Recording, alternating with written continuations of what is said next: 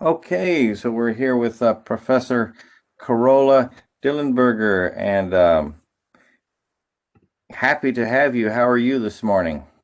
Thank you very much, Timothy. I'm great. I'm just delighted to be here, and thanks very much for the invitation. I'm hopefully be able to answer all your questions and we have a good conversation. You're speaking to us all the way from Ireland. That's right, Northern Ireland. Yeah, and Yeah, you are what we would say is a full professor there. that's right. I'm a professor at Queen's University in Belfast, Uh-huh. and I'm presently working in the School for Social Sciences, Education and Social Work with a focus. My focus is on the education part. And there we have a couple. I run a Centre for Behavior Analysis at the university with Uh-huh. a number of behavior analyst staff. We're small but very lively team. Uh-huh. We have a master's in ABA that is a verified course sequence, ABAI verified course sequence online. And we also have a master's in Autism Spectrum Disorders, which is a separate course that usually gets taught on campus, but at the moment we're also gone online and it works really well. So I'm planning probably to keep it in both on campus and online. So and we have Uh-huh. RBT training and other open learning opportunities for Uh-huh. autism training and so forth. So we've got a number of PhD students. Usually they're also distant learning, um, full-time or part-time. Our PhDs are research-based. So they're not, you have to have some training, but it's not like a course. It's like in the US where you have to take courses. In our PhDs, you just get a one-to-one supervision and you do a piece of research and train to become a researcher. So that's and because we're all BCBAPs as supervisors, we meet the BACB standards. Uh-huh. We try to meet them so that our people can then get the little D at the end of their BCBAs. Uh-huh. Yeah, you're all BCBADs. Yes, in the Uh, department, in our department, yeah. so yeah, I was going to ask about that because I didn't. I mean, it's what led you to the field of ABA or Applied Behavior Analysis? How did you get started in that field? Um, I've actually been from my very early training in Germany. I'm originally from Germany. I came to Northern Ireland about 40 years ago, Mm-hmm. but I did my first degree in Germany, and we had a module called behavior modification in the 70s and early 80s, and that really spoke to me very loud and clear. But I wouldn't have called myself a behavior analyst in those days. That sort of like evolved over time, just with reading more and talking to more people. And my husband is a very ardent behavior analyst, so I probably picked up a lot of things from him as well um, over the years. So we've worked together very closely on a number of different projects, including websites and books and chapters and papers and so forth and projects. So yeah, the area of autism has really interested me for a long time as well, especially more general disability and education. Mm-hmm. That's been because I'm a clinical psychologist by my first training. Um, it sort of goes with that, and I've also done some work with adult mental health in Mm-hmm. as a behavior analyst. So um, but the area of victims and how to support victims and also then how to understand the whole issue of victims, that really came through my own PhD work. As I said, I came from Germany and to Northern Ireland in the late 70s. For my first visit here was in 1979. And and I couldn't believe that the people in Northern Ireland were actually just ordinary people, just really nice, friendly, really hospitable, lovely people. Because in the news in those days, it was horrendous. You would never have gone to Belfast for a visit. I just sort of happened to end up there, but Mm-hmm. I you wouldn't go. So I was sort of asking myself, how do they do it? How do they actually become, how are their nails not bitten down, eaten down to their knuckles? And how do they not all have really severe mental health problems and depression and anxieties and all that? They were just ordinary folks, just Mm-hmm. lovely. And so I got an interest in that. And when I started my PhD, um, I was sort of thinking, well, as a psychologist, if you want to understand a general issue, you probably a good idea to start off in the extreme, right? Mm-hmm. Okay. So you can understand the extremes and then work your way back to sort of like other people. So who are the people that are most extremely affected by the Troubles in Northern Ireland? And in those days, there was no data on who the people were that were being killed. There were people killed every day of the week, sometimes more than one person killed as part of the political, not Yeah, because it of was a car crash, political. deliberately murdered Yeah. with bombs and shootings and so forth. And that happened every day in the news. And there was no data who these people were, but just generally speaking, these people were more or less youngish men, not teenagers, but men 25 to 35 to 45, that type of age group. And I thought, well, that type of age group very traditionally would be married men, right? Generally speaking. And so they leave behind a widow, right? When they die. So my focus was then on the widows. How do the widows cope with the fact that their husband had been deliberately and often horrendously killed by somebody who, there were stories, horrendous stories where, a knock at the door, the husband opens the door, bang, bang, in front of the kids are screeching. There were other stories where she waves him goodbye and the car explodes. Right? Horrendous. And so my PhD was on the widows of violence in Northern Ireland. In fact, it's published as a book with Avebury at the time, in 91 or something like that. In those days, nobody was touching that topic. Nobody was studying that. I did the field work in the mid-80s. Nobody was touching that topic. And there were very few people looking at the children. For a PhD, you have a limited amount of time that you can do something. So I focused on the mothers. I asked them about their children, but I didn't also then go and ask the children. It was an interview and questionnaire study. So I wasn't a strict behavior analyst in the time. I was doing the traditional research methodology. But I later went back and looked at the data that I found. It was verbal reports, but also observations, because I did some notes on observations. And I looked at them from a behavior analytic point of view. And what do I make of these data as a behavior analyst? And so I wrote quite a few papers on that. And the paper that you came across, I was actually then getting a grant. I had quite a good grant from the government to study how the victim support groups were working and how effective, because obviously effective intervention we were now 10, 20 years later after the Troubles had sort of finished they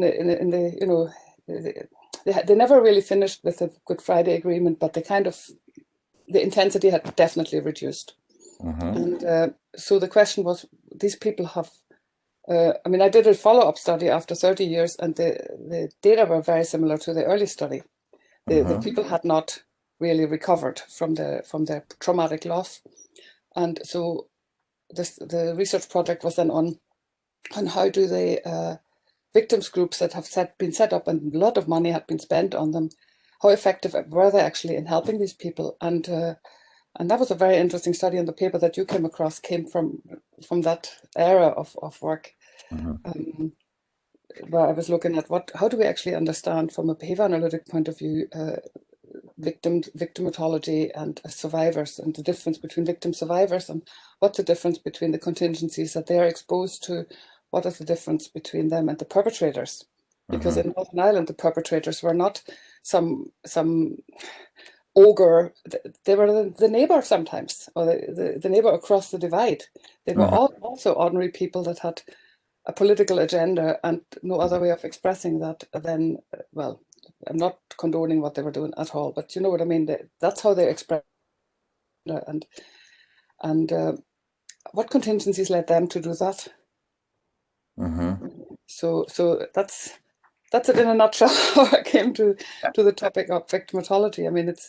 It's at the moment, and then we wanted to do some research on the transgenerational transmission of trauma, because obviously we have these very traumatized mothers, in my case. Most of them did not remarry in the traditional Northern Irish fashion. We did ask them around that, but many of them did not remarry. So they were single parents of kids that were also then, how did that trauma transmit across generations? And we did some work with drawing,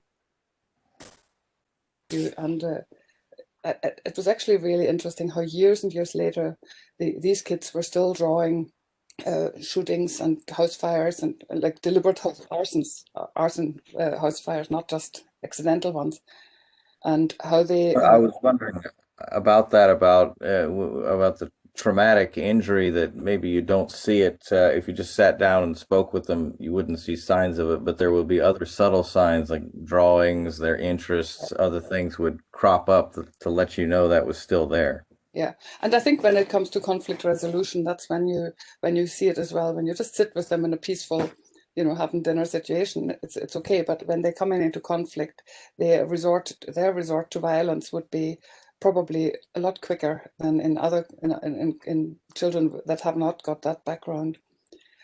Because I mean, it was interesting. Some of the parents were talking to their children about the trauma, and some of them didn't. Mm-hmm. And I'm trying to remember the data because it's a good few years back that we did that study, but the talking didn't seem to make that much of a difference. I think it was more the example, and Mm-hmm. and also when you're traumatized, you parent differently. You're not the same parent as a parent who's not traumatized. I mean, everybody is different anyway, but you know what I mean. A Mm-hmm. traumatized person has so many things to deal with themselves that maybe they can't focus on some of the children's needs to the same degree, or they deal with them slightly differently.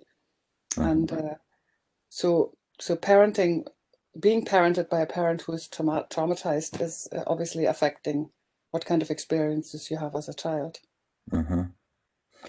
What's life like in Northern Ireland now? Um, it's always, uh, I mean, there's not reports about people getting killed every week, every day of the week. That was in the early 70s and early 80s and into the 90s. That is not happening. At the moment, if somebody gets killed as a sectarian, it happens very, very rarely, and it's absolutely, everybody is completely aghast that this should happen. But underneath the surface of that, what looks like peace, is a lot of violence still happening.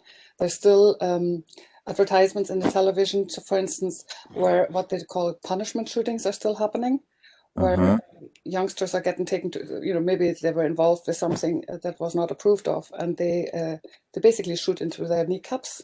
Mm. So they're leaving these kids permanently disabled, Mm-hmm. either one leg or both legs, depending on your offense. Mm-hmm. These things still happen. Now, they're not really reported very Mm-hmm. much. You'd have to talk to hospital doctors to see how often that happens, but it still happens. Intimidation still happens. People are intimidated out of their houses so that they have to move if they live in the wrong area. And Belfast still has what's called the peace lines, which is basically like the Berlin Wall, only not with bricks. It's corrugated iron with barbed wire at the top, Mm-hmm. and some of them are bricks, and these walls are still very prevalent. In fact, after the Good Friday Agreement, more of these were built than there were before, and they're still there. And as a Mm-hmm. tourist, you can do a bus trip to the Peace Wall. Hmm. You can write your name on the Peace Wall. They have pencils they have pens in the bus. You can sign peace and love forever, and you can Huh. write on the Peace Wall, but they still stay, and they can't take them down. The violence that we're seeing now, is it politically motivated, or is it more of a general has a criminal motivation, maybe for greed or territory or things like Well, that? I mean, one of the big topics in this whole Brexit debate is obviously the border in Ireland is one of the big things that has come up in the whole Brexit debate. And the big worry is that while we have got the violence that you see is very muted compared to what it was, and it's still politically motivated, but it's more just a criminal element that is in every society. Uh, Mm-hmm.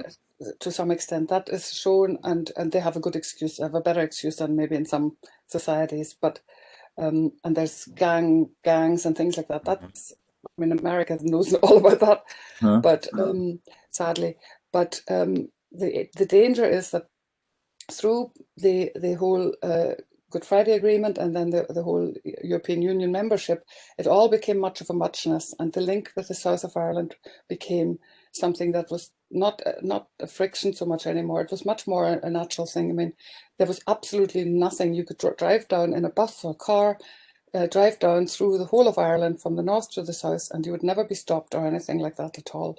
You wouldn't even know that there was a border. The only thing that you knew that you're now not in Southern Ireland is because they work in kilometres and we work in miles. So the road signs were different, and their road signs are bilingual, English and Irish, and ours are not. So the north they're not, or not all of them. There are areas that are bilingual, but not all of them. So the only way, that would have been the only way you would have known, oh yeah, right, we're now in the south, because I think the colour of the motorway sign is green and Belfast it's blue, or the other way around, I can't even remember. But you know, that type of thing, absolutely nothing to do with border controls or anything like that. And of course that now has to change with Brexit, because Southern Ireland is in the EU and we are not. And so this issue, so everybody is really worried that that would reignite the tensions, and certainly has already focused the minds of those that would have, you know, where things had mellowed down, it definitely has heightened the tensions in that area completely. And so, yeah, I mean, we could talk about that. That's not our topic today, but we can talk about that for a long time. There's still some tension. That's very interesting. Oh yeah. I mean, the tension is there, and I don't know how many generations it will take. That's where the transgenerational transmission is interesting, because it could take, I don't know how many generations it takes. I mean, our children, because they're sort of brought up with, my husband is from Northern Ireland, so they're sort of like fairly open-minded, and they're not really involved with any of that. But we're also living in a rural area, and compared to city kids, you know, where the parents are still living in there's still segregated communities, you know, very much so. Not in the rural areas so much, but in the urban areas, you have your Protestant and your Catholic areas, and there's the peace ones in between them. So that helped inspire you. You wrote a behavior analytic perspective on victimology in 2007.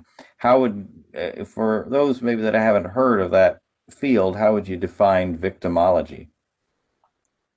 Well, it was actually quite interesting, because I hadn't heard of that field either until I heard of it, and it really is the study the study around why certain people are victims of crime, and how lifestyles affect the chances that a certain person will fall a victim of a crime. So I'm just looking at the official definition here. It covers a whole range of disciplines, and that's why I was really interested in, because I mean, sociology, psychology, criminal justice, and so forth, law and so forth have looked at this, and behavior analysts hadn't really looked at it so much. When I was looking at the violent bereavement from bereavement per se, from a behavior analytic point of view with the widows in my PhD studies, this was like 30 years ago. I actually published, I submitted a paper to a journal, and the reviewers were saying, you cannot study something as complex as bereavement from a behavior analytic point of view, and turned the paper down. Right? Now, to me, that's just like a red flag to a bull when somebody tells me I can't study a certain topic, because behavior is behavior is behavior.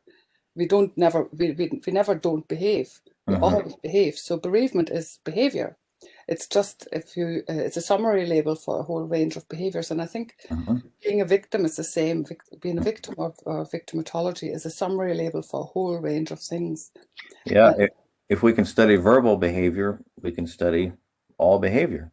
Yeah. And when we define behavior as behavior analysts, we define behavior as everything, the interaction of an organism with the environment, which includes everything, public behavior and private and inner behaviors, and that's why we're not using the inner behaviors to explain public behaviors, because we see them as behaviors, and therefore they require explaining themselves.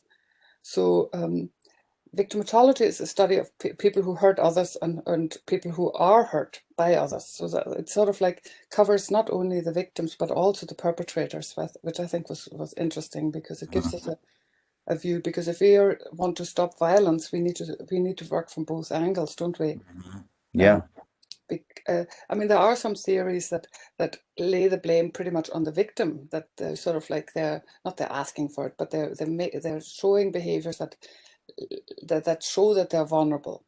And Mm-hmm. then you have somebody else who is likely to be a perpetrator. They pick on those kind of people that have those behaviors. We know it from child sex abuse that Mm-hmm.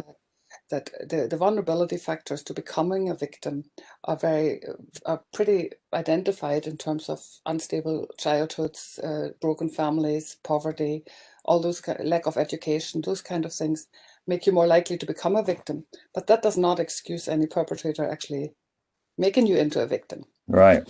Um, Uh, but go ahead. well, if I could ask, so theoretically, we could have less criminal behavior if we have fewer people that are prone to be victims by by the contingencies in their own lives.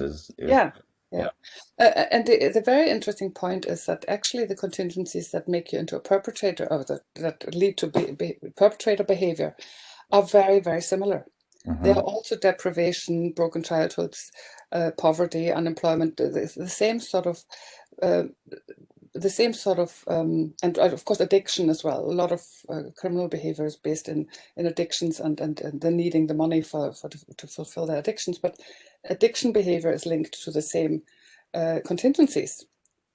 So if you have a satisfying job, a happy family, and everything is going well, the chances of you becoming a perpetrator or an addict or a victim are actually lower.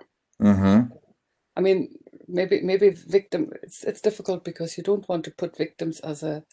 You're not becoming a victim because of how you behave in some sense, but certain people are more easily picked on, Mm-hmm. especially when it comes. Well, we know that from child sex abuse that these kids, if you have a very balanced kid and the perpetrator is trying to groom them for sex abuse, they would very quickly see that this child can't be groomed because they're solid. You know, they have good attachment. They have a good, you know, they know their own boundaries, and they're not going to be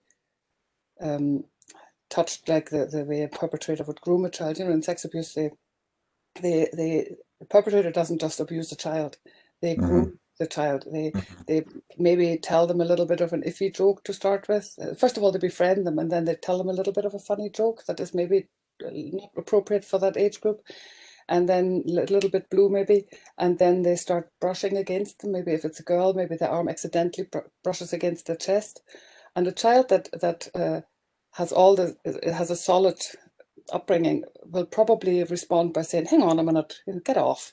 You Uh-huh. know, whereas a child who's more vulnerable maybe says nothing and gets intimidated and gets scared. And Uh-huh. before you know it, the grooming can continue until it's actually fully fledged abuse. Well, I mean, obviously the grooming is abuse already in itself, but do you know what I mean? It's Mm-hmm. actually perpetrating an act of full abuse, and so a vulnerable child is more likely to be abused in that sense because they don't have the defense behaviors to look after themselves. Not as easy a target then for those reasons as a more vulnerable child Yeah, is. yeah, yeah. If I mean, in a sense, it's a lesson also for parenting, I suppose, in some sense, because there are certain behaviors that if you are able to teach your children those kinds of behaviors, then they become it's less likely that they're going to be abused in that sense. And or I mean, that's just one way of becoming a victim. Obviously, there's many other ways of becoming a victim, Mhm. but as a behavior analyst, we're always talking about contingencies and behavior and how the learning history leads you to the present circumstances and the present day contingencies lead you to do things. And we all know that sometimes we do really stupid things. Even so, we have a solid learning history and we have all the behaviors, we still end up doing stupid things. But by and large, it has we have that foundation of you know, not being vulnerable against those things and approaches by an abuser. Does Mhm. that make sense? What are from your paper? What are the main differences between victims and survivors? Is there a distinction there that you can elaborate on? Yeah, that was actually quite an interesting point because I was always thinking of victims, and that until the people in Northern Ireland, the widows that I was talking to, some of them said, "I'm not a victim, I'm a survivor." And it really is about when you, as a behavior analyst, when you start seeing the two categories as being summary labels for certain behaviors. And the kind of behaviors that a victim would engage in publicly and privately are different from the kinds of behaviors that a survivor would engage in, although they might have experienced very, very similar situation of violence, of whatever the abusive situation was. The way that they deal with it and the way they deal with it and integrate it into their day-to-day thinking and living would differ. And I think it's also that a person might be a victim to start with, but over the years maybe they can rephrase it. I mean, the cognitive psychologists talk about cognitive restructuring, and for behavior analysts that we have to translate that term, but it's still something is sparking off you thinking about your situation differently. And this something could be any kind of contingency. It could be that you're meeting a new partner in life, that you're meeting other people that have had the same experience or similar experiences. I remember working with a mother who had lost a son, and we were actually working with her because we were very concerned for the younger daughter. And the younger daughter was only 1 year old when the son, who was 16 at the time, was killed in a car crash. So there wasn't really a violent situation as such, in a deliberate violence. It was an accidental car crash and he was killed. But the young girl was now older and had all sorts of behavioral problems.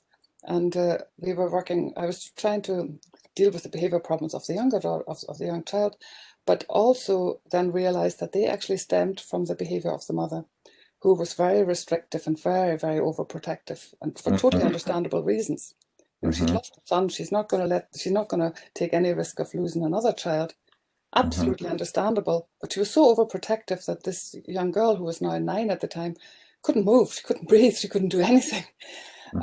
What I did was I found a group of other mothers who had lost children suddenly and tragically, and paired her with another mother. And the two women were, I wasn't party to their meetings, but I knew that she had this event where she could meet another mother who also lost a 16-year-old under tragic circumstances, but had dealt with it differently.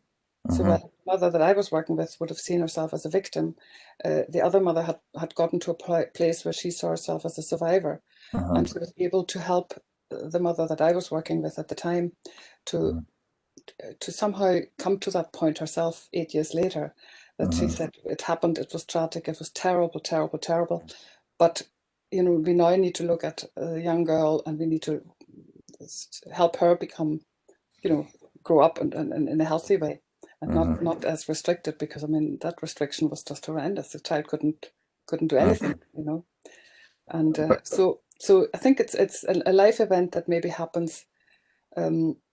Maybe some people can do that on their own because they have the foundations in their behaviors and their upbringing and their contingencies and their learning history that will lead them not automatically, but will lead them from a victim to a survivor without anybody else again. But other people might be able, with a life event such as meeting somebody, or some other life event, maybe another horrendous incident that says, right, I've had enough of this. I'm going to really make, I know people that have had a heart attack, their life changes completely because they're saying, right, it could happen again tomorrow. I could be gone tomorrow. I'm going to spend all my money. I'm going to go on all the holidays. I'm going to do you know what I mean?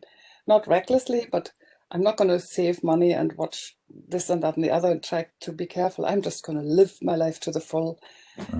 And so there could be incidents like that could change somebody from a victim to a survivor. Well, and like in that example that you gave, if the daughter, as she was so restricted, let's say she ran away from home, and it was not as traumatic as the event but it was enough that you would see the opposing side of that problem, and that may change her into more of a survivor at that point. Yeah. Or there's also a really interesting phenomenon when it comes to bereavement and grief and victimization is a delayed grief. It's experienced often whenever I was coming across that in my research, when say, for instance, a woman is married to a soldier, and the soldier goes out into the field, and it's very, very dangerous. Lots of people get killed, and she's at home with the kids, and she is arranging her life half obviously fearing, but also half expecting that he may not return. So that she's already grieving, although he's not dead, but he could be dying, and it's pretty likely that he does. So she is making her life already, she's standing her own ground, looking after the kids. And when he then comes back, and he didn't die, and he comes back, it actually, a phenomenon is that very often that marriage is doomed. It's very, very interesting that because she's already got she's probably in the first instance delighted that he didn't die and delighted to have him back. But ultimately, where does he fit in? She can, do you know what I mean? She's been a single mother for these 2 kids or 3 kids or whatever, coping just fine. Obviously not just fine, but you know what I mean? She's been able to do it. And he comes in and he wants to be the man in the family again. And she says, hang on, I've been doing this without you. What are you doing here? It's a very complicated, the whole issue. And the other issue is also when a couple loses a child, and that trauma of losing a child, often the marriages also don't survive that. And that to me was a very interesting phenomena, because it's so sad. So sad when a couple loses a child. I mean, it must be just the most horrendous thing anybody can experience.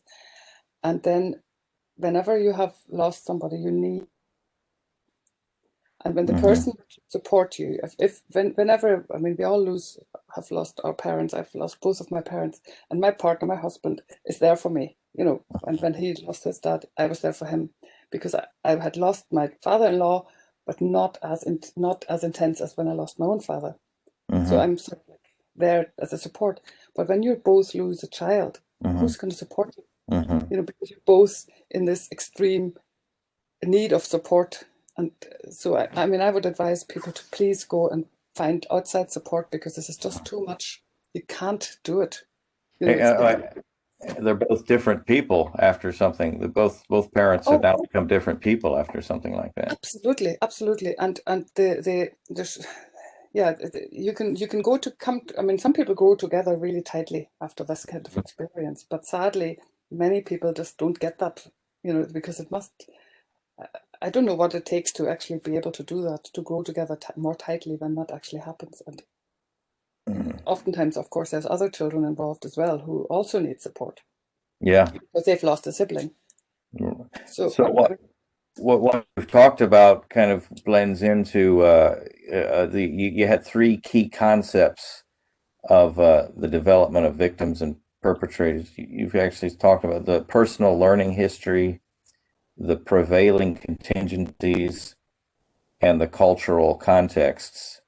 So of those 3, so we probably talked a little bit about personal learning history in some of what you said. So there's prevailing contingencies and cultural context. How does that fit in with the victims and perpetrators?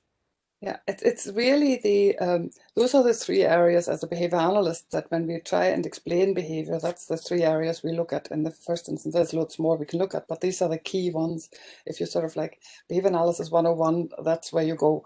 Prevailing learning history, prevailing contingencies, and meta contingencies. As you say, we've talked about the learning history and the behaviors that you actually have when you are that you've learned by the time you become a victim, by the time that situation arises. And then, of course, it depends. The prevailing contingencies, first of all, what actually happened? What actually happened in the situation where you became a victim? What was the situation? Was it like the Northern Irish widows? Somebody actually deliberately killed your husband?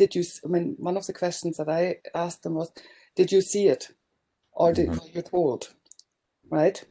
One of the women had been in hospital, and she actually saw it on the news that the car bomb had gone off, and she saw the pictures of the car, and she recognized it to be her husband's car. Right? That is horrendous. But there was quite an interesting point, the difference between the people that were there and saw this absolutely horrendous incident happening in front of their eyes, and the people that were told. And I went back to Skinner thinking about the rule-governed versus contingency-shaped behavior, right? So contingency-shaped behavior is really when you're in the contingencies and you're experiencing it fully, whereas the rule-governed is obviously when you're told. Because in the in the assessment that I've used it just as a traditional assessment tool, but a psychological assessment tool. And the people that had been there when the husband had got killed scored lower in the scores than the people that were told. So in traditional way, that the idea was that they had coped better with it than the people that had been told.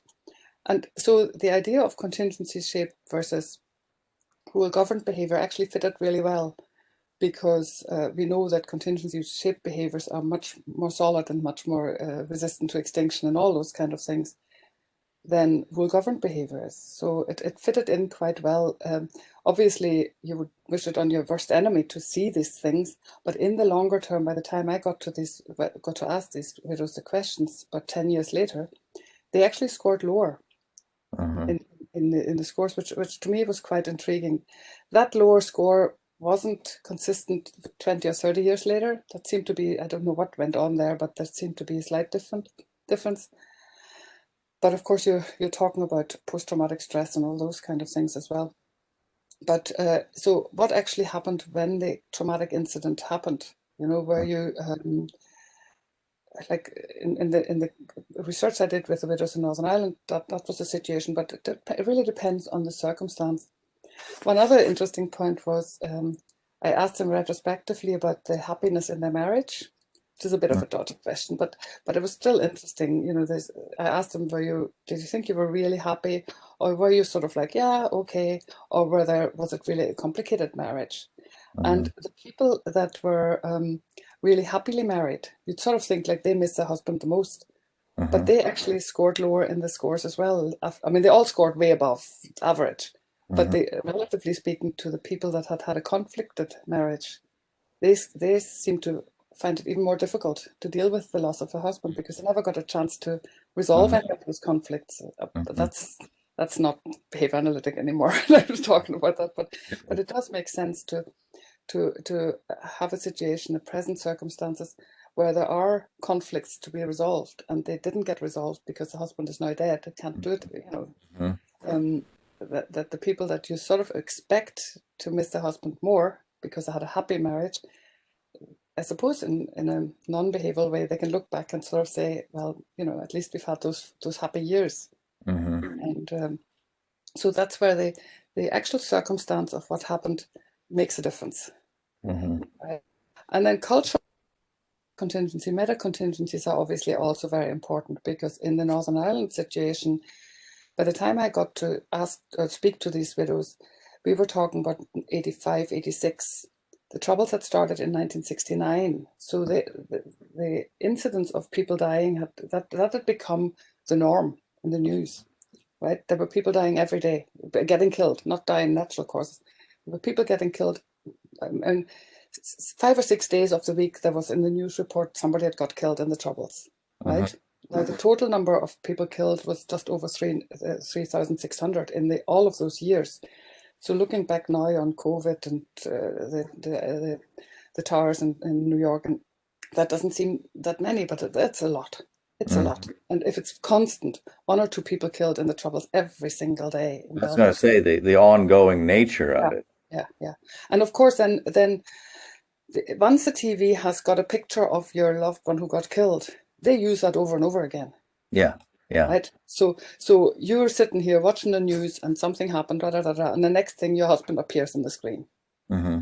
So you're never allowed to actually somehow, you know, get that sorted out in your head. Do you know what I mean? Because the stimuli are presented to you at all times. But then the cultural contingency of that happening, and then actually your husband does get killed. He is actually now going to be one of those pictures that appears again and again. It's very different when it happens now in the cultural contingencies that we're experiencing now in Northern Ireland. If somebody gets killed as part of the political there's a political motivation behind a killing, that person is totally out of the blue. It's completely like everybody's just stunned. In the mid-80s, people were not stunned. I mean, people were stunned if there were 8 people killed at the same time. That happened 8 or 9 people. There was a couple of incidents where like a lot of people were killed. That was sort of still, people were saying, oh my God, what happened there? But if one person, sometimes that wasn't even reported in the news. You That was just what happened every day. Yeah, yeah. Well, nowadays, the small mass murders don't make big news. You have to have the Yeah, large numbers of yeah, killings. yeah, yeah. Large groups of people are killed. That becomes I think it used to be just 3 or 4 people. It was big news. It was a horrible event. But now, It's something. terrible, isn't it? Yeah. It's terrible. It's like like the murderers were I don't know. Murdering was reinforced at the top of the extinction burst. Yeah. You just Yeah. have Yeah. to kill more people before you get in the news. This is terrible. It's really, really bad. I keep thinking, why do they even report? Well, of course they have to report those kinds of things. But one of the incidents, I can't remember when it was, there was a big drive not to ever mention the name of the person who committed the offense. It was said, like, do not mention his name ever. It Yeah. was him. Do not mention his name ever.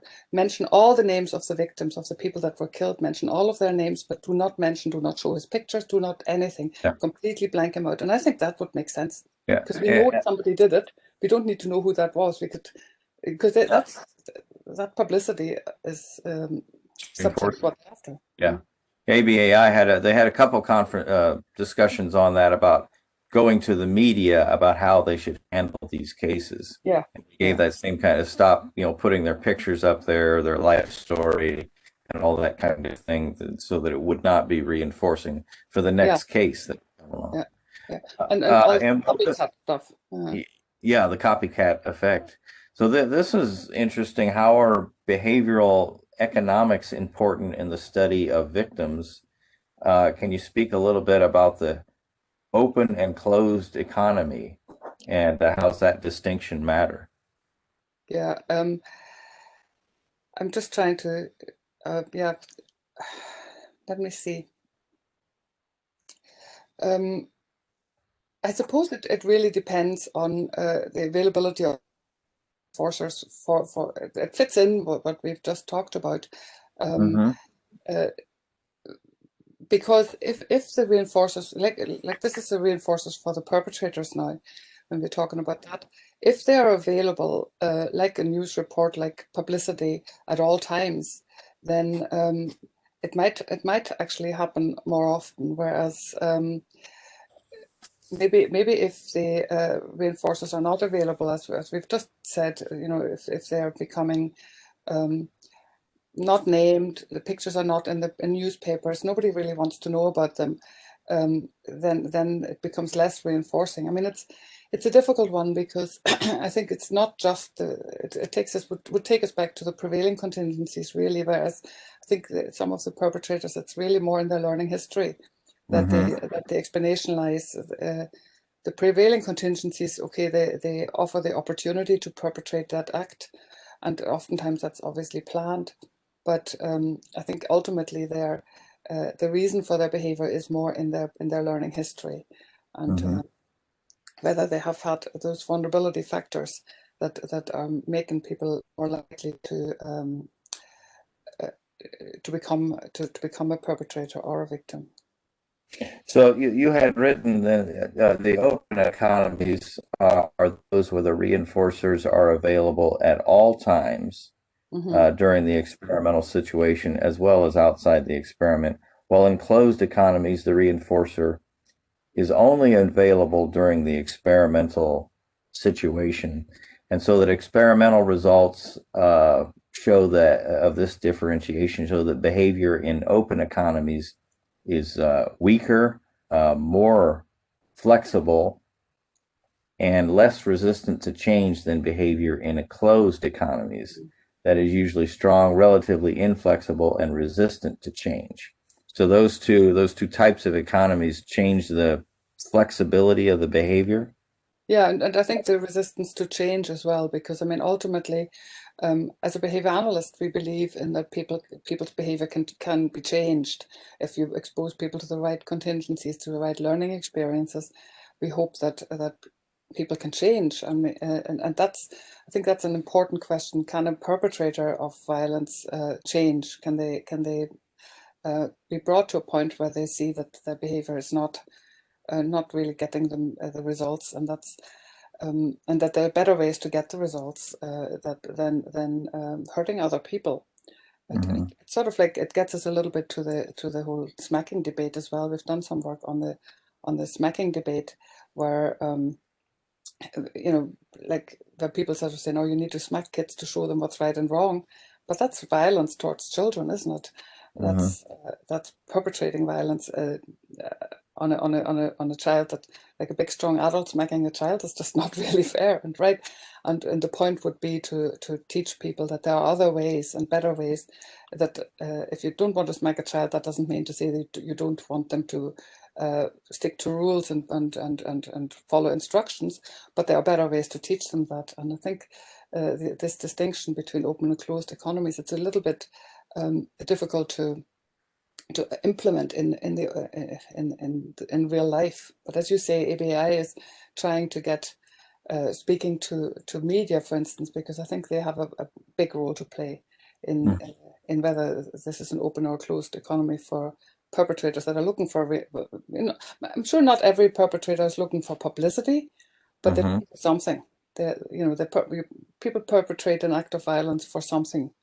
The problem is that if it's just to get money, say it's a theft, and they knock somebody out to thieve and to steal the money, the immediacy of that reinforcer is a problem, really, because in that particular circumstance, because they get the money and run, they have the money now. And oftentimes, even if they get caught later on, by that stage, they have already, first of all, they've got the money, and second, they probably have purchased whatever they wanted to purchase with that money, be it drugs or a drink or whatever. And then maybe a week later, if they get caught, and oftentimes probably they don't, but if they do get caught, by that stage, it's already, the reinforcer is already there and has reinforced that behavior. So the chances of them, even if they lose their freedom for some time, that immediacy.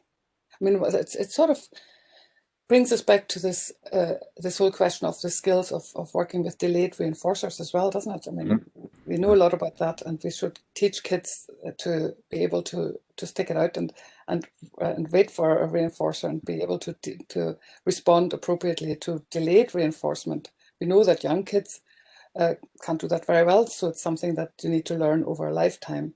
Those experiments where they give them 1 sweet now or 2 sweets later. Marshmallow test, yeah. Yeah.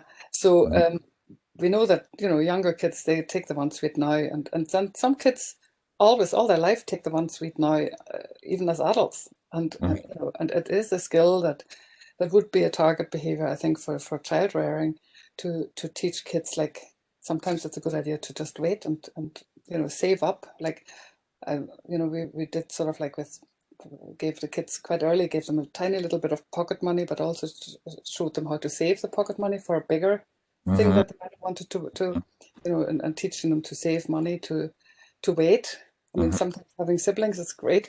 We had twins. They learned waiting very, very early on, because you can only change one nappy at a time. Right. Yeah, that's true. So So we're teaching the children, teaching them the skill of being able to tolerate delays, yeah. as opposed to the smacking or immediate punishment for a bad behavior that is always reactive.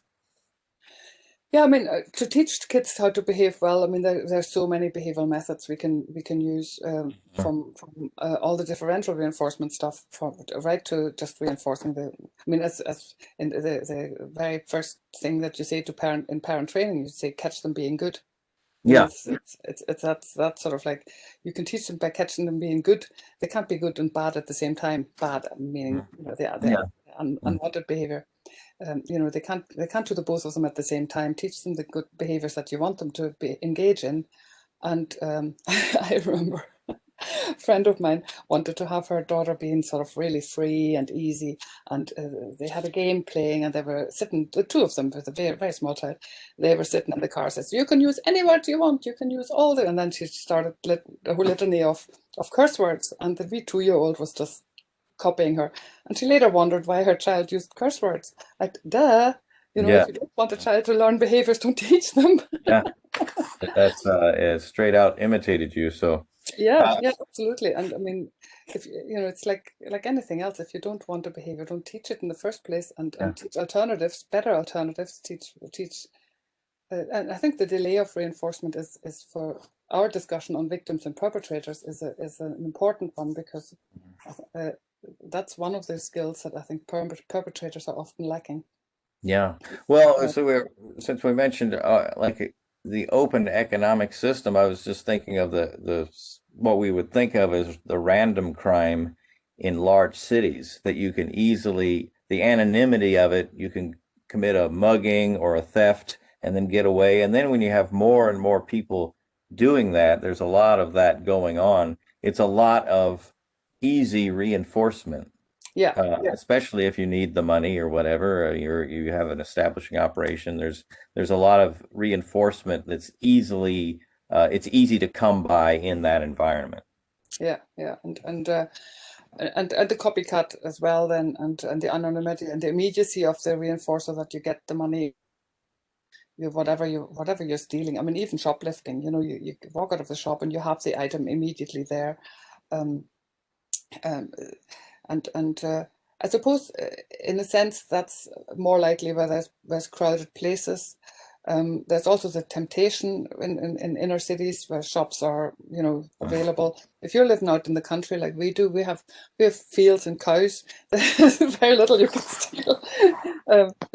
So it's probably for a pickpocket, we would be there would be much less opportunities in a rural area than there would be in a large. And you've also got, in a larger city, and you've also got the community ties where there's more control over your behavior in rural areas than there would be in urban areas, because everybody knows everybody else. And if you commit a crime in a rural area, somebody's bound to know you. Your face is known, and somebody will be able to say, "Oh, I know that person. That's so and so's son, or that's cousin." It's much more closed in that sense, because if there's somebody from outside the community there, that in itself becomes recognized. It's like, oh, I've never seen him before. So yeah, absolutely. So if you're going to try and do something there, you don't have that anonymity anymore. Yeah, and in the inner city, you don't even know your own neighbors oftentimes in the entire block. It's the question is really then, as a behavior analyst, what can we do to prevent these perpetrators, and what can we do to support victims to become survivors? And later on, I suppose, once you've been victimized, and even if you become a survivor, that's an experience that you can't take away. That's part of your learning history now. That's going to stay. But how do you deal with it? One of the concepts I came across, and again, it's a concept not from the behavior literature, but from the non-behavior literature, and it's called, Jesus, I had it a minute ago. It's adversarial growth. Adversarial growth, which I think is a really interesting concept, because it means that in the face of a difficult situation, be it an abusive situation, from a victim, you actually grow. It probably takes a longer time. It doesn't happen immediately, but people that have had difficult experiences have grown. Like I know a colleague who lost a child, and tragically lost a child, and is grieving heavily about this, but has grown to develop a system where they're now helping other children in similar situations, or parents who fundraise. A child died with cancer, and they now become big fundraisers for childhood cancers. They're making the best out of a terrible situation, but they're actually growing as people. They're learning, and I mean, in less tragic situations, it's easier to understand if you're sort of like coming through a divorce, and your second marriage then becomes particularly happy because you've made all the mistakes, you've grown as a person, you maybe become a little bit more flexible and a little bit more forgiving. The little niggly things don't niggle you anymore, because you sort of think that's unimportant, the big things matter. So you're growing as a person through an adversarial, through a bad situation. And I think that's quite an interesting topic, because as behavior analysts, it's one of those, I quite like those topics that makes a lot of sense, but how does a behavior analyst analyze that? Because this is human behavior. Where does that fit in? And motivating operations always help a long way to sort of, whenever there's a big switch in something, you're sort of thinking, what was the motivating operation that made made you from a victim to a survivor to somebody who's actually grown through the, not adversarial, but through the negative experience. And can we actually facilitate those kind of motivating operations for people that haven't done that journey, haven't come through that journey? What is the journey that people go through? That what is the learning history that brings people from this A to B, and what can we learn to help other people who are finding it more difficult to make that journey? Are there lessons to be learned? Are there contingencies that can be arranged? And one of the things in my thinking about the bereavement and the extinction burst that happens with bereavement, especially with the widows, when your husband dies, all the behaviours that he would have reinforced for the widow are not going to be reinforced anymore, right? Because he's not there to do it. So his responses would have reinforced certain behaviours, and they're not there anymore. So so you go through you see an extinction burst, and that's where Murray Parks and people like that talk about the bereavement stages of bereavement and stuff like that. We look at that as an extinction burst, go through that, and the question is really, and then the behaviours fade. The ones that are not reinforced anymore, they obviously fade out, and then there's new behaviours come in that are being reinforced by other people, by other people's responses. And the question is really, should we do anything to help somebody over this extinction burst? Should we try and make that quicker, or should we just let it run its path? Because if somebody then if behaviors get reinforced at the top of that extinction burst, we're in trouble, right? So are there methods that we should try and help somebody who's bereaved and who's a victim through that extinction burst more quickly, or should we just let it run? I mean, not that we have the power over deciding that, but just theoretically speaking. Because if we make it too short, that's not good.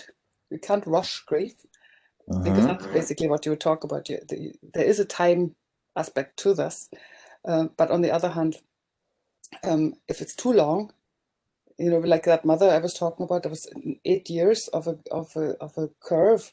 That's too long, because it was affecting everything else around her, and it's a question I don't have the answer to that. It's just, I think it's a fascinating question whether an extinction burst should be the process of extinction should be just let run, or should it be encouraged to pass quicker? Because then you have the spontaneous recovery, which I would have aligned with anniversaries and things like that, where all of a sudden the whole impact of the grief comes back again. Anniversaries, Christmas, that type of thing, where depending on which way you're celebrating, it's maybe not Christmas, but some celebration like that, where usually all the family is together and your loved one is not there. It becomes more obvious that they're not there. So could it be said, the widow has lost someone, they lost all these reinforcers, that sets up an establishing operation. Yeah. They need something, they may, economic benefits or supports or someone to talk to, and then they start doing all these other behaviors in response to that. That could be destructive for them. Could be, absolutely. And I mean, it's basically whenever somebody, when a behavior is put on extinction, you find that there's a lot of replacement behaviors, a lot of variability of behaviors occurs. All sorts of stuff happens, right? Because you're not necessarily immediately, I mean, we know that from symptom substitution kind of research, that you wouldn't have, that's why we don't put behaviors on extinction without replacement behaviors in interventions. Extinction is the last thing we'll do. We focus in on the alternative behavior and reinforce that through differential reinforcement of whatever. Our focus is on what should they do, not what they should not do, right? But in bereavement, it's not so planned. Right. It's just these behaviors are put on extinction unplanned. It just happens. So there will be these replacement behaviors, this variability of behaviors that will just come out. They'll do all sorts of things. And then it depends on what of those behaviors are being picked up and reinforced and which ones aren't. And those ones that are picked up by, like, the environment, other people reinforcing, reinforcers being provided through their environment, through other people, socially or whatever, those are the behaviors that then maintain. So a widow will, after the bereavement, will be a changed person, not only, well, people say, of course she's changed, she's older now, but behaviorally speaking, Beth Sulza-Azaroff has some lovely work in this field. When she lost her first husband, she's describing very, very nicely how, I can't remember the exact example now, it was 1999, a paper, I think it was in JABA or the Behavior Analyst, I'm not sure, where she describes that music stopped for her. She just lost interest in music, but gardening came up. Oh, it was the other way around. I can't remember exactly now, but it was really interesting how she said one of the things that she used to love to do with her husband just stopped being of interest to her. She couldn't do it. It was just gone. So the effectiveness of that reinforcer, in a sense, it was an abolition of the death of him was an abolishing operation for that particular reinforcer. That just couldn't happen anymore. It was the memories were too, I don't know what, too harsh. But something else came up as a reinforcing activity. That replaced it, and in her case, obviously, it wasn't aberrant. It was something that was also suitable to do, and she also said something that was really interesting and quite hard to get your head around. How she started dating quite quickly, right? And because she saw that if she must have been quite young at the time, relatively young at the time, she had no interest in dating. She just made dates.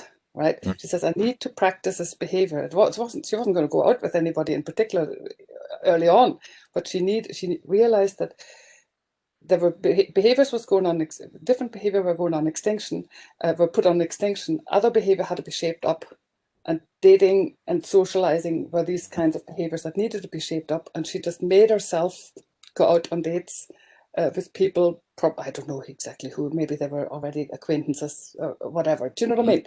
She made herself, and she says at the beginning it felt all wrong and it felt all horrible and everything else, but in time it became the behavior, and it was reinforced. And in time, well, obviously she met somebody else and remarried. So over time, that actually as a strategy and as a behavior analyst, I just thought, oh my God, here's a woman who thinks behaviorally about her own bereavement. I just thought that was amazing. Very insightful. Yeah. Abigail Culkin did another really nice piece of work in this field where she I don't know if you know Abigail, Alaskan behavior analyst. She's also an author of novels and poetry. And she ran writing classes. And all of a sudden she found that she couldn't write, and there were two other participants in her classes, and she did precision teaching. She did word counts and everything else in her writing classes. And the word count just dropped out. The data in her sheets just, oh my God, where the count's gone? They're just gone bottomed out. For three of them, herself and two other people, the word count just bottomed out, and she looked into it, and the three of them had suffered a bereavement. Oh. And the word count just dropped out while they were suffering, immediately after the bereavement, different kinds of bereavements of whoever a relative had died. But the word count dropped out completely, and only to recover very slowly eventually again. I thought that was fascinating. Again, a behavior analyst to think about that. And at the time when I was doing that work, Don Bear had just died, and we were all in absolute shock of Don Bear dying. And I thought, we should all measure our behavior, missing Don. And I mean, some of us knew him personally and others didn't, but he influenced all of us.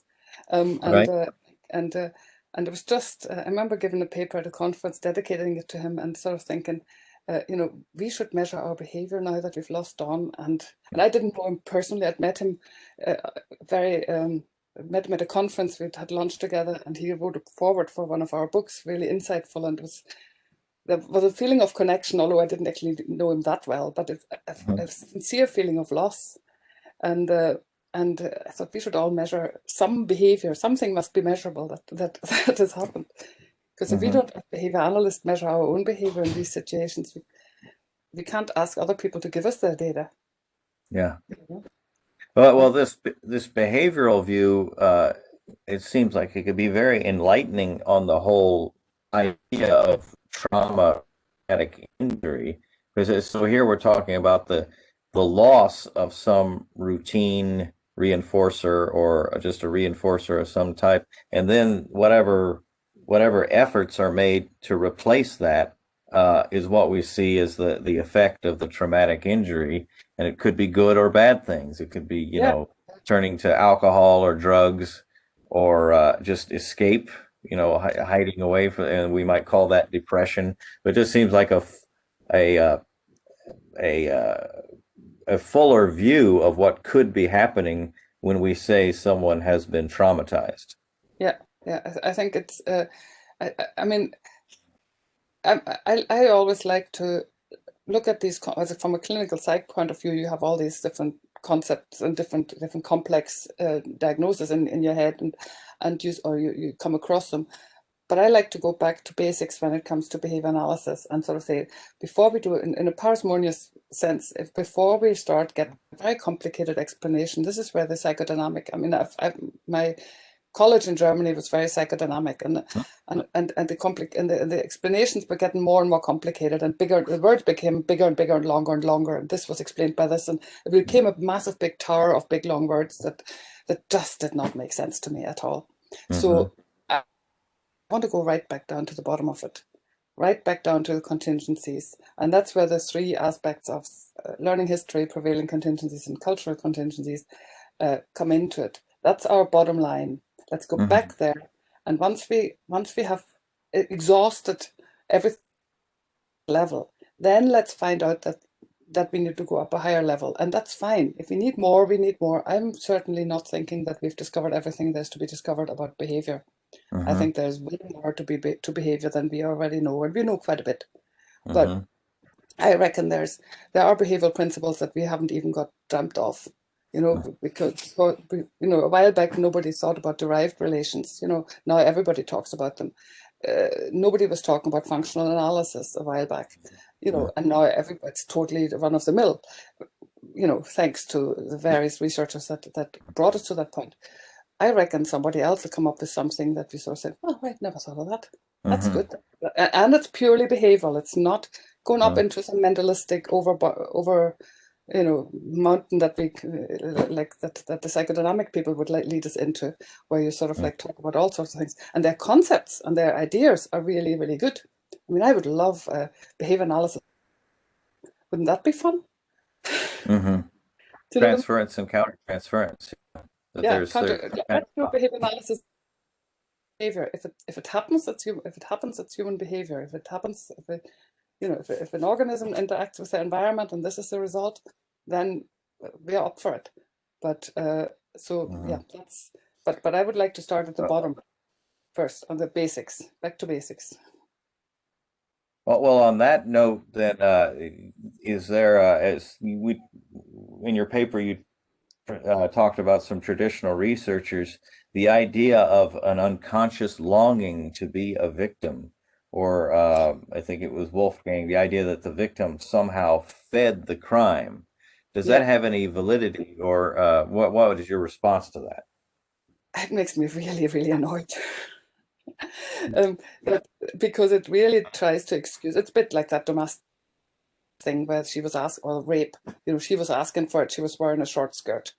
I mean, for goodness Hmm. sake, if a woman can't wear a short skirt, if that's what she wants to do, that is not an excuse for anybody to do anything bad to her.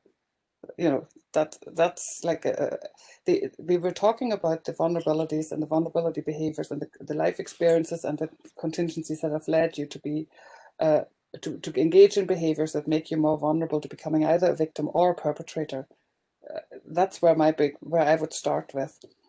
If Because whenever those kind of other theories come up, the traditional theories, they end up as some sort of mentalistic explanation, and we can't go down that road, because Hmm. that means you're putting the blame for the victim inside the victim, the explaining of the behavior. You explain the behavior of the victim from within the victim, and that's not where the explanation lies as a behavior analyst. Never, right? The explanation is always in the contingencies. It's never inside the person. What's inside the person needs explaining. So Hmm. if you want to explain what's inside the person, then you need to look at the contingencies that led to that behavior. Hmm. Because if our feelings and cognitions and our desires and all the stuff that goes on inside of us, if that's defined as behavior, well, then it's the contingencies led there, because they weren't there when we were born. Hmm. The way I look at it, I was born in Germany, right? I now think and dream in English. Like, I didn't. It's learned behavior. I didn't think and dream in German when I was born either. That was learned behavior. But here's a very easy, very straightforward example how over the last 40 years, out of whatever many I've been around on this planet, the first 20 odd, I was thinking and dreaming in German, and now I'm thinking and dreaming in English. So it's clearly a learned behavior, thinking and dreaming. Right? And had I been born in Yugoslavia, or had I been born in, I don't know, in Poland or some other place, I would think and dream in that language. Yeah, you would follow the contingencies of that environment. Yeah. So a victim wanting to be a victim is not explaining anything. It's not explaining why the perpetrator has actually done it. A perpetrator being looking out for certain behaviors, vulnerable kind of behaviors. That's one thing. A victim behaving in behaviors that are sending out signals that they're vulnerable does not mean to say they should be abused. So they should be protected. Well, we've had I've had a couple episodes and some guests on the subject of domestic violence, and that really does bring up, because I don't.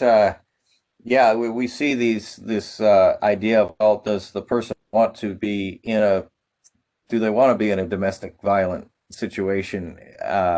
It can be very frustrating for family members, for friends, for the police, when someone keeps going back to that situation. And sometimes the relationship ends and they start a new one, and then that becomes a domestic violence situation. So that I don't that unconscious longing to be a victim, I don't think that is the case, but I see where that perception comes from. Don't have any other explanation. They know something's going on here, but they don't have any other explanation unless they have a behavioral view based on environmental contingencies. Yeah, exactly. I mean, the longing to become a victim, that's a mentalistic explanation for behavior, and so we can't go there. That's not what's explaining the behavior. We need to explain why do they have that longing? Even if that longing would be an appropriate summary label, even if it were an appropriate summary label, that's all it is.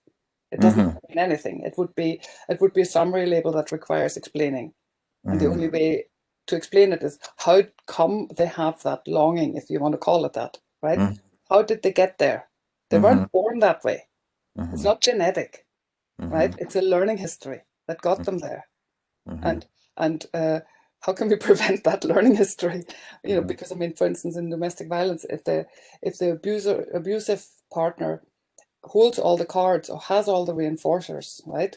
And the person thinks that the person has no experience of getting reinforcers elsewhere, better reinforcers, for better behaviors, then the example that you said, where a person then maybe leaves that relationship and goes into another relationship, and that is also abusive, that happens.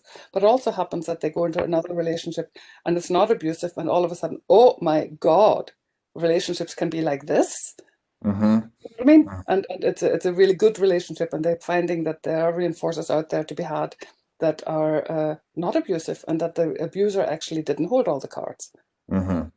But if you're brought up in a vulnerable situation with a learning history where you may be a wee bit downbeat and you didn't really get a lot of reinforcers for the right kind of behaviors as a child, maybe a bit of neglect, poverty, social deprivation going on, that type of thing. Now, that doesn't mean to say that that's the only way to get there. So the power of affluent people that are in abusive relationships and can't get out as well. But we can. It really is. I suppose the nice thing about behavior analysis is that ultimately it depends on the individual. You can make generalized statements, but ultimately the proper analysis has to be on an individual basis. Your learning history, your present circumstance, your cultural contingencies. I can't explain any behavior unless I have a really good insight of those things. And then we can talk about your learning history and what has brought you to this point where you are staying in abusive relationships. Let's have a look where that came from for you. There are probably some general principles, with some general ideas, which makes it a bit more likely, but ultimately you may or may not have experienced those. We can only talk about and that's what I really like about behaviorally tailored. It's really depends on the person, and it, as a clinical psych, it speaks to me as well so much, because when you want to help people, you have an entry from in a lot of the others here in the way I was brought up with the psychodynamic stuff. I learned bigger words, but not really knowing where to start helping this person. Whereas if I go back and sort of say, forget about all those big words, let's just talk about the behavior. What happened today? And what happened yesterday? And what's the consequence of antecedent of your behavior? Do your ABCs, have a look at those, see what you can do, go right back to basics and work from there. And if you need something more complicated, we've got it. But let's start with the easy stuff first. What are the contingencies? It's an extinction curve, motivating operation, da da da da da. So that's how we looked at the bereavement stuff. But when we were told behavior analysts can't look at bereavement, we just went into it. And we're not, as I say, Sol Sazarov and Abigail Culkin, there's a couple of people that did it, and I think it's now more and more, especially with the COVID stuff, there's more research in this area coming along, which is good. And perhaps the behavioral viewpoint ends up being the most non-judgmental viewpoint you're looking at the individual, but it's not something it's their learning history and present contingencies is what we're really looking at. Yeah. If any of your listeners are interested, we've just finished a web page with a lot of this kind of stuff. We call it behavior analysis, a primer, with the behavior spelled with a U for the English spelling. It's just behavior.eu.com. So maybe you could put that up. Mickey Keenan and Karola Dillenburger, that's my husband and me. We had this iBook as a long time as an iBook, and then people couldn't access it because they couldn't access iBooks. So we now have it on a free web page.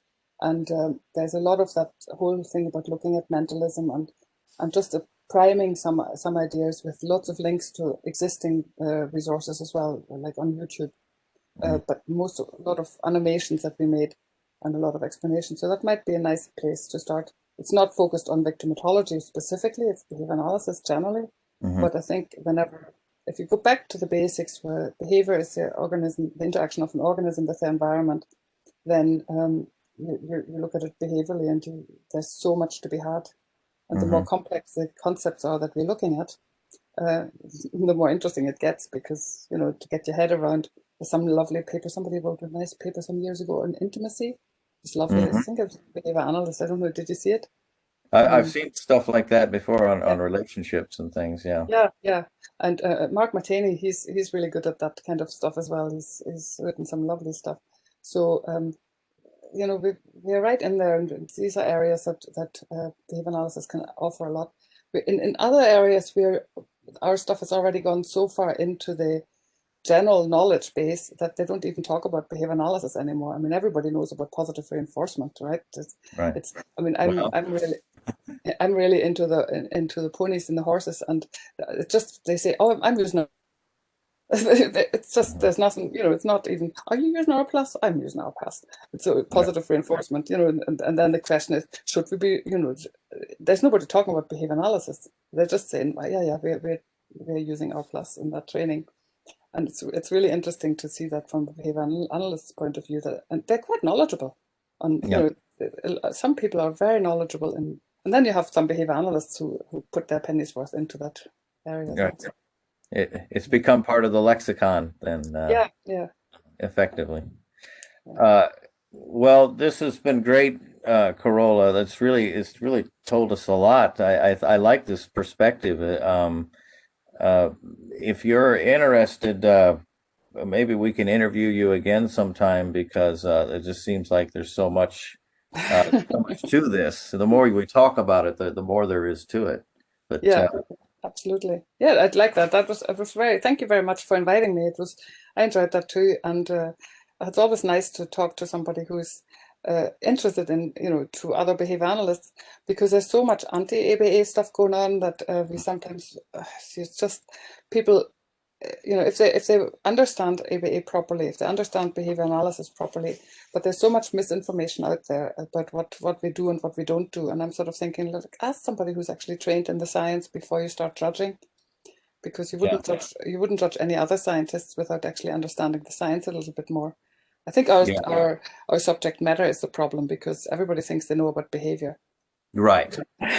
You don't need to study a science to know about behavior. Everybody knows about behavior. We're not misunderstood. We're just not understood at all because they don't know the general principles that we're trying to use. So, yeah. Okay. Thank you so much, and hopefully we can be in touch, and maybe we could do this again in the near future. Okay. All the best. Right. All right.